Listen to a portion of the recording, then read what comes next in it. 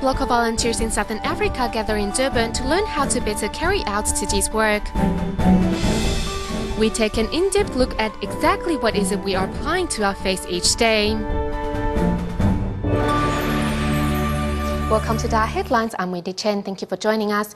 First up in Southern Africa, Durban Tzu Chi volunteers often cross the border to Swaziland and Mozambique to care for those in need. This time, local volunteers from Mozambique and Swaziland travel to Durban instead to learn from Tzu Chi volunteers on how to better carry out the Buddhist NGO's work in their own community. In South Africa, Durban Tzu Chi volunteers, along with Mozambique volunteers, visit a senior resident who previously suffered a stroke. With so many hands helping out, everyone works together to clean up after their grandmother. Some lift her up while others quickly remove her bed sheets for cleaning, working harmoniously together like they have in the past year. In the past, Durban Tzu Chi volunteers would travel more than 1,000 kilometers to Swaziland and Mozambique. However, this time both Swaziland and Mozambique volunteers covered that distance to learn from Durban Tzu Chi volunteers. Paulo, a Mozambique volunteer, saw they could be doing so much more. Because even in Mozambique, we have many people like that or more, and some of them they are not living. They are living far, but we don't have a mountain like here. The same poverty found in Mozambique can be seen in South Africa as well. Furthermore, communities in Durban are faced with a high frequency of violent crimes. Thus, a peaceful existence is often treasured. Tzu Chi's influence can be seen in the way the children from Ntab Bankilu's orphanage eat a meal. They used to sit on the floor and grab food with their hands, but now these children are sitting in chairs and eating with spoons. Crossing borders to shower others with love, these pearls of Southern Africa are setting out to warm the hearts of those in need. Moving to Malaysia, at the Tzu Chi Batu Pahat's liaison office, Tzu Chi volunteers held a distribution of daily necessities for their Muslim care recipients. To encourage residents to attend the event, Tzu Chi volunteers even organized transportation to the venue and also arranged a tea ceremony which moved many participants.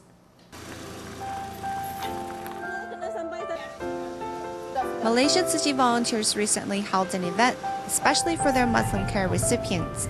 However, some were afraid of being laughed at for attending and declined to attend. So volunteers came to pick them up by car to encourage them to go. At the venue, children served tea to the elderly, which brought out many different emotions in those being served. These tears are not because I'm upset, but because I'm happy. Children serving us tea make us feel respected. Some remember their own parents and wish that they had an opportunity to serve them tea while they were still alive. If my mother was still alive, she would feel the same way as me. If I could have served her tea, she probably would cry just like me. But my mother passed away a year ago, and my father passed away 4 months ago. Next, a care recipient sang a song in Chinese, with her father accompanying her on guitar.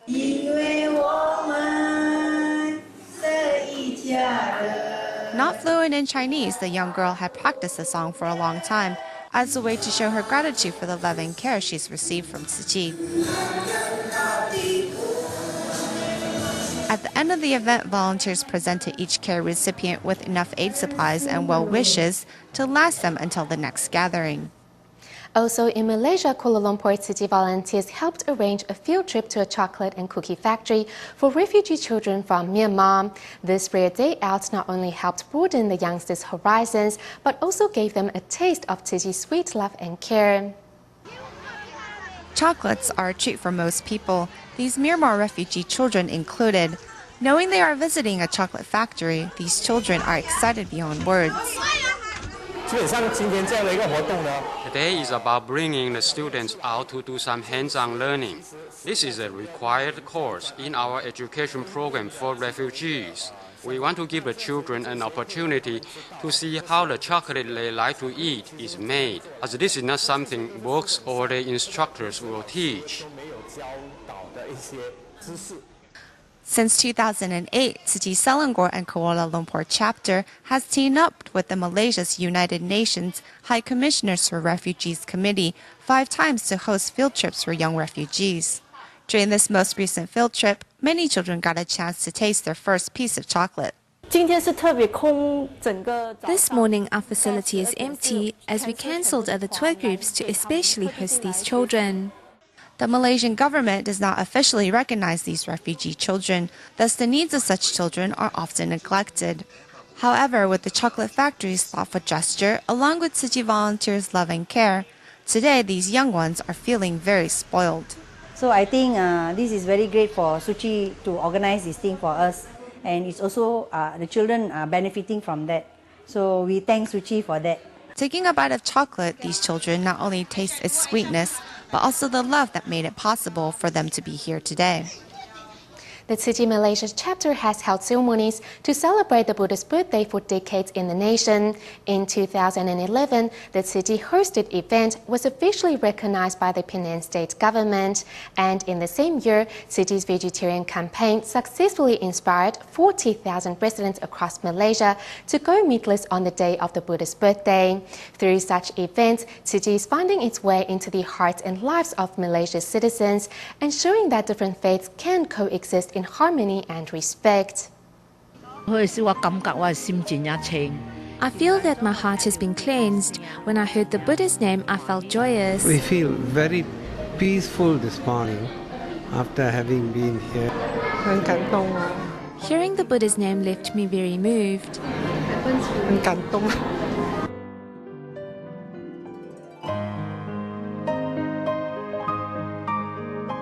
Every year on the second Sunday of May, the Tzu Chi Malaysia chapter will hold a Buddha Day celebration. Although at first the celebrations were small, they slowly grew in size and scope until in 2011 they were officially recognized by the state of Penang, Malaysia. The scene here is simply majestic. Everywhere I look, I see kindness and peace. This kind of event as a government we will be glad to support.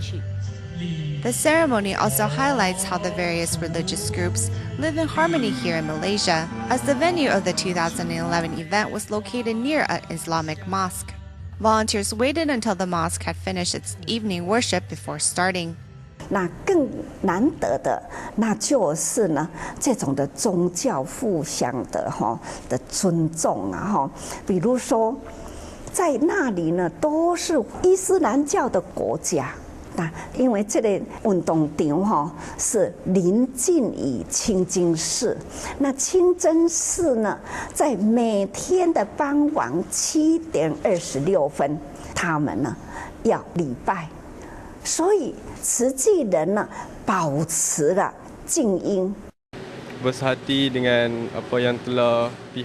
I'm happy to see the respect shown to our evening prayer by the volunteers. Also in 2011, volunteers promoted the practice of vegetarianism on the day of the ceremony. The goal was to get participants to cleanse not only their minds, but their bodies as well. 他的宣导也有呢4万多人同一天呢素食，而且呢有100多家的素食餐厅免费提供这样的4万多人的素食餐点。这更不简单那虽然是一日啦，这一日之间呢4万多人归人受洗的，真的也很令人震撼。In the Islamic country of Malaysia, Tzu Chi volunteers' conduct and ideals have won them the recognition and applause of both the government and citizens of Malaysia. Now more than ever, Tzu Chi can call this Islamic country their home.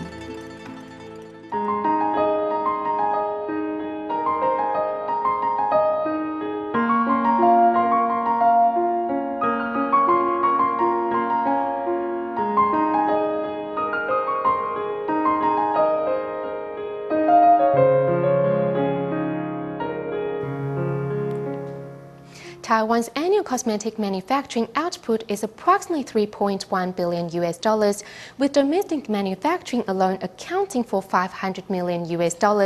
However, despite the volume of products manufactured and sold, a lack of information on the composition of these products makes it difficult for consumers to judge a product's quality. Today, we visit a GMP-certified cosmetic manufacturer and see exactly what goes into a product's research and development before it is produced.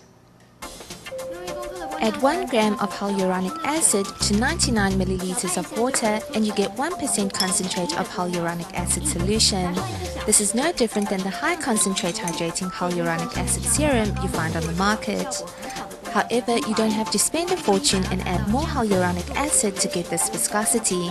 Adding macromolecule substances gives you the same result. Hence, it's a misconception to think that its viscosity is directly the result of the amount of hyaluronic acid added, and looking at these cosmetic ingredients, none of it seems to make sense to consumers. Yet, current regulations only require that medicated cosmetics undergo inspection. For the rest of the consumers, who is looking out for their interests? It seems that it really boils down to the industry manufacturer's professionalism and business ethic. In this lab, a team of 6 research and development personnel conduct endless tests. From a product's initial research, it could take up to a year before it hits the market. There will never be a case where a formula we develop will be the final product. It goes through many trials and errors. Both we and the consumers will test out the sample product, and we will make the necessary improvements based on feedback. This is one of the 31 Good Manufacturing Practice certified cosmetic manufacturers in Taiwan. From raw materials to the final end product, a series of inspections is carried out on each stage of the manufacturing process. If it contains bacteria, it will develop colonies. So we use colony-forming units to estimate the viable bacterial or fungal numbers. And only if it meets the standard requirements will we use it. Taiwan's domestic cosmetic products lack rigorous long-term management mechanisms. However, the GMP certification hopes to change that. Its guidelines serve to ensure a product's quality, as well as that the manufacturing process, operating personnel, machinery and operating procedures are all in compliance. When we implemented the good manufacturing practice, it raised the quality of production, and subsequently, we received fewer customer complaints. In terms of international standards, whether it is software or hardware, more stringent requirements are placed on the quality of cosmetic manufacturers. Thus, if we want to be more competitive internationally, we have to maintain this standard. Currently, GMP is a voluntary certification, and of the some 450 cosmetic companies in Taiwan, those who are GMP certified are few in number. Once the regulations have been amended, GMP certification would be a prerequisite. Secondly, a new mechanism will be in place where before products are distributed on the market, its chemical ingredients and risk of evaluation will be submitted to central health authorities. As the regulation hasn't been revised yet, manufacturers shouldn't count their chickens before they hatch, as a product's effectiveness is not only based on emotional appeal, but supported by scientific evidence. 现在就是先定义这个测试的部位。 5 hydrating products were selected and tested for their moisture retention. 好，那我们就从47到75。 The 2 products which stood out are numbers 4 and 5. Number 4 and number 5 are all open-shelf cosmetic products which outperformed other more expensive brands. Therefore, it would be correct to say that a cosmetic product's effectiveness is not based on price. A product's effectiveness can be proven through tests. If manufacturers are willing to invest more time and energy into research, there will be plenty more effective or safer products on the shelves. This is something consumers should voice to the cosmetic companies. As consumers, only if we start making smart choices will we have the power to not only make more choices available for ourselves, but to safeguard our own health as well. Staying in Taiwan, Tzu Chi volunteers in Taipei's Xinyi district, who were previously informed of the plight of a mentally challenged woman, arrived at her house, ready to transform her home and life for the better. Let's take a look. Walking into the home of this care recipient, even in the dim light, it is obvious to see the abysmal conditions she lives in. From the volumes of garbage, moldy furniture and decrepit walls, it is obvious there is a lot of cleaning up to do. Although Xinyi district in Taipei has in recent years become a high-end shopping area, there are still a few residents in the area who live in poverty. Today, volunteers are here to care for one. The refrigerator was broken. Opening it up, inside it was filled with roaches. Her bed was also filled with rubbish. There was almost no place for her to lie down, so she is forced to find a small corner in which to sleep. Volunteers one by one remove the garbage and unusable items. We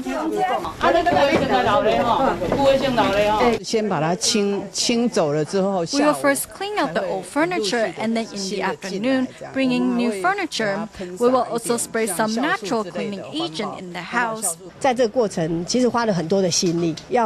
We have been working to get her transferred to a care facility, but it looks like it will be a long process, so we felt that we should help her clean up her house in the meantime. Still on summer vacation is junior high school student Zhang Hongling, who was brought here today by his father to better appreciate his own blessings.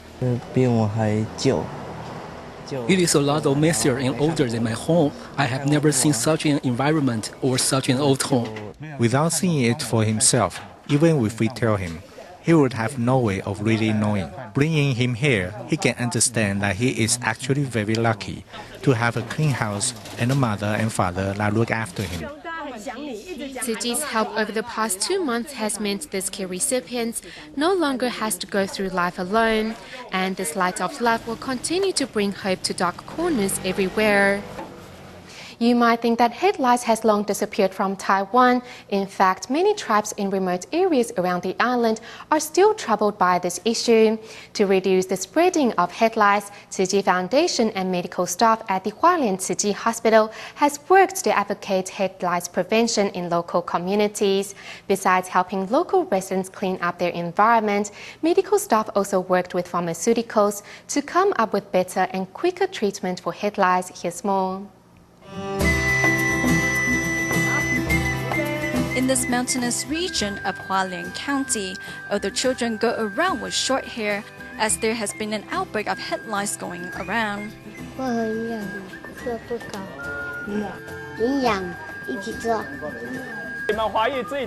When you feel that your hair is itchy, you can go to school and ask for a head lice hairbrush.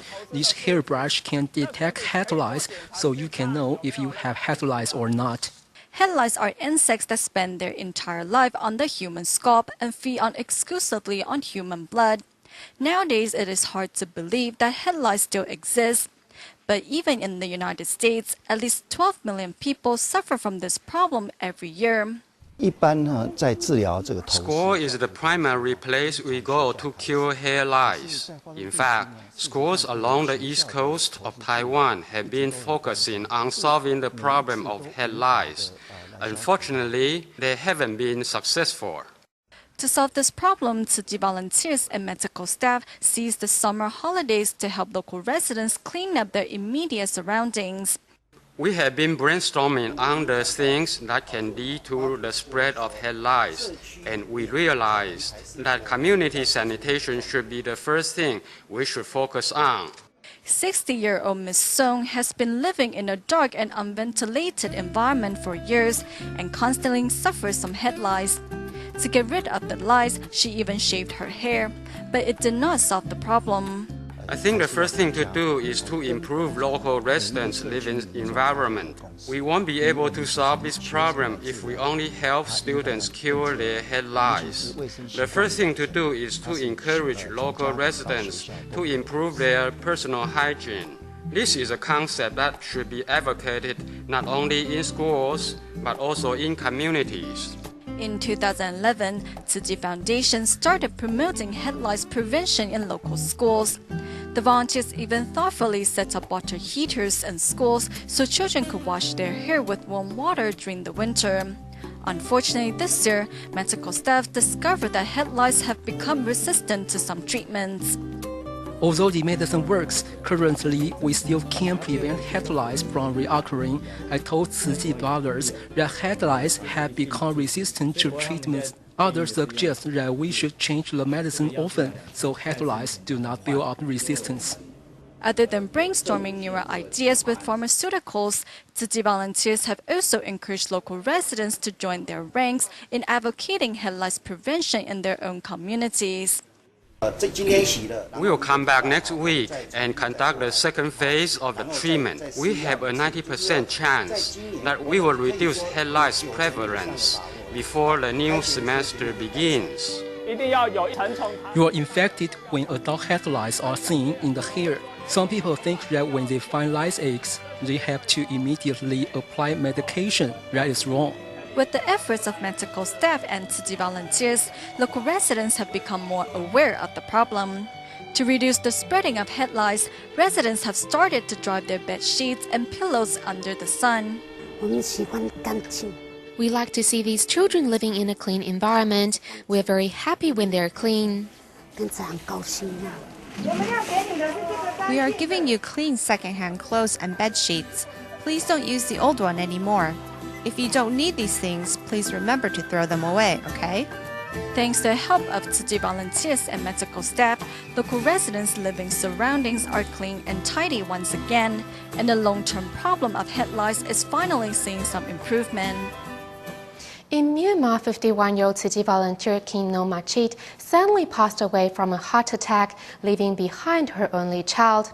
Having joined Tzu Chi following its work in the wake of Cyclone Nagas, though having to care for her child with developmental problems, the volunteer had always wholeheartedly devoted herself to carrying out Tzu Chi's work.